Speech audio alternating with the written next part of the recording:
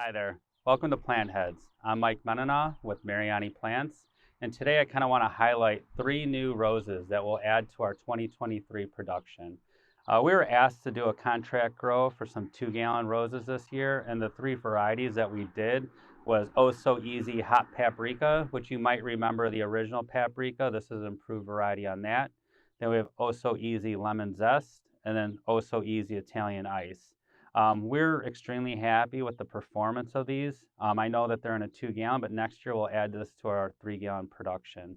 They're very fragrant. I mean, standing here right now, I'm really enjoying the scent that these flowers are giving off. Some features I really like, especially like this Italian Ice, as you can see that bud is spectacular. We do have a few that are in flower right now, but I kind of like to show off like how these buds look. Thank you so much for watching, and we're excited to bring these new roses to you. Thank you.